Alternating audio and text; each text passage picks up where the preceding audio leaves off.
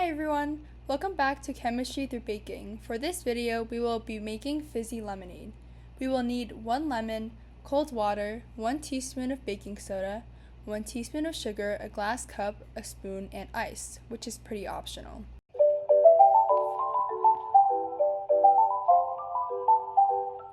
First, squeeze all of the juice from each lemon into the glass. Then, add equal amounts of cold water to the lemon juice in your glass. Keep trying it and see how it tastes. You can adjust accordingly to your taste. Once it's good, stir in the 1 teaspoon of baking soda.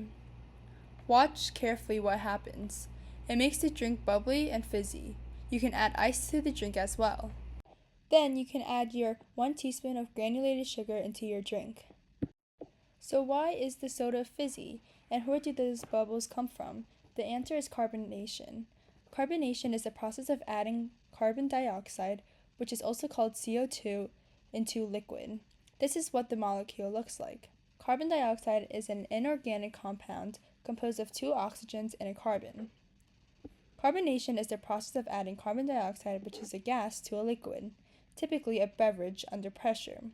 This creates a solution of carbon dioxide in the liquid, which, when the pressure is released, results in the formation of bubbles, which you saw in the drink.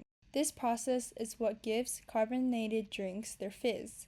When carbon dioxide dissolves in water, it forms carbonic acid, which is H2CO3.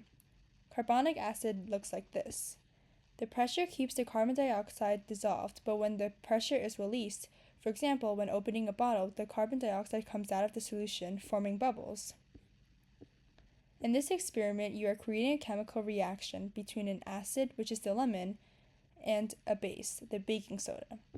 The chemical reaction creates carbon dioxide in your liquid, and that's what forms the bubbles. This is the same kind of carbonation we find in all fizzy drinks. Now going back to our drink, you now have your fizzy lemonade. Make sure to like and subscribe and check out my website below. Thank you!